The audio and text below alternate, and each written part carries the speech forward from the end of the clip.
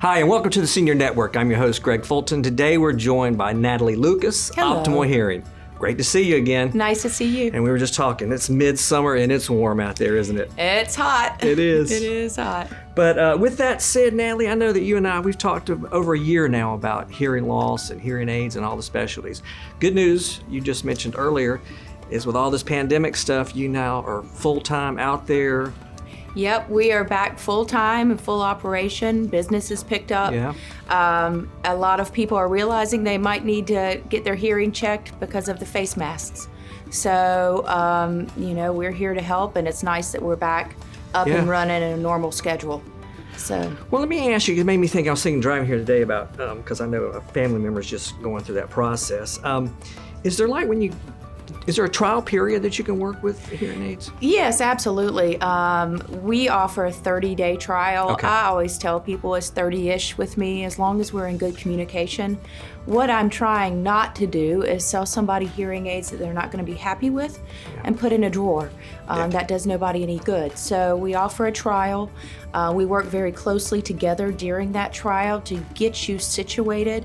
Hearing aids are not just a one and done. It takes some acclimatization for the brain to adjust to them.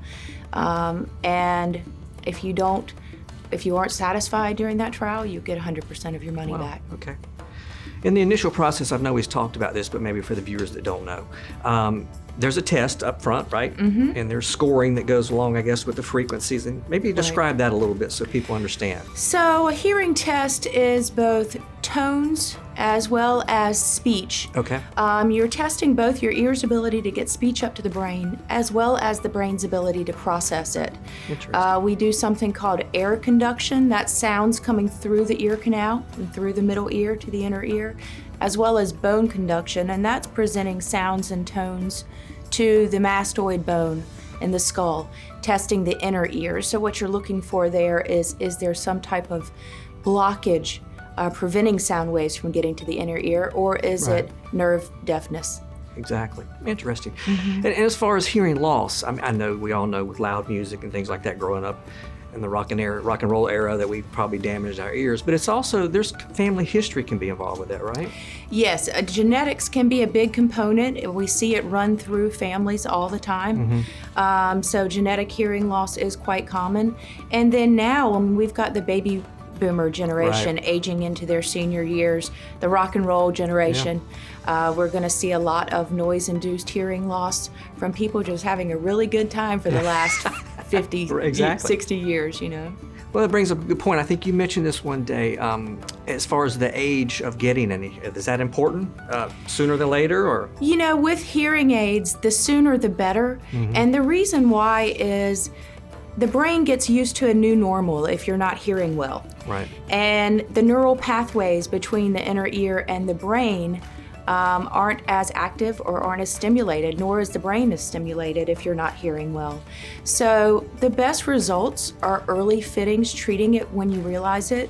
And the most difficult people to get acclimated to hearing aids are people that have gone decades not addressing serious loss. Right. That makes it very, very hard for the brain to relearn to process speech, if not impossible. So there are severe cases with untreated hearing loss where people have lost their ability to process speech. Right. And that becomes a different conversation for the patient. And you had mentioned in the past, it made me think, being in the senior care industry, that there's a lot of side effects that go along with this, right? I mean, you mentioned dementia, things like that.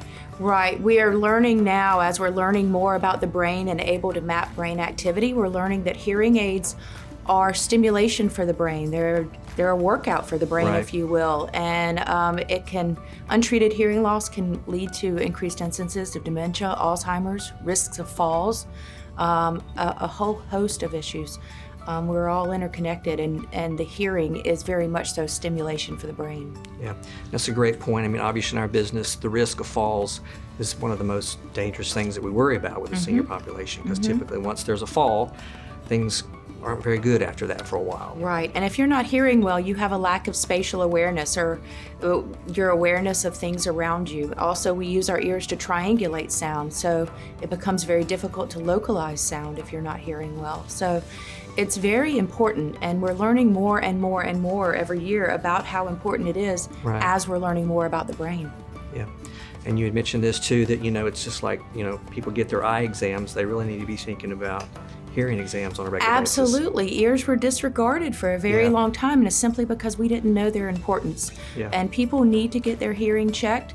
People need to start early and check it on an annual, biannual, triannual basis. Sure. And just find out where you stand, because it is important. Well, if we've got some viewers interested in having that done, tell us the best way to get a hold of you guys. So we are Optimal Hearing. I have offices in Bluffton and in Hilton Head. Okay. We're on the web. You can Google us and give us a call. Website's there with all the information, right? www.optimalhearing.com. Natalie, awesome. Great information always. Thank you so much. Thank you. Stay with us here on the Senior Network. We will be right back.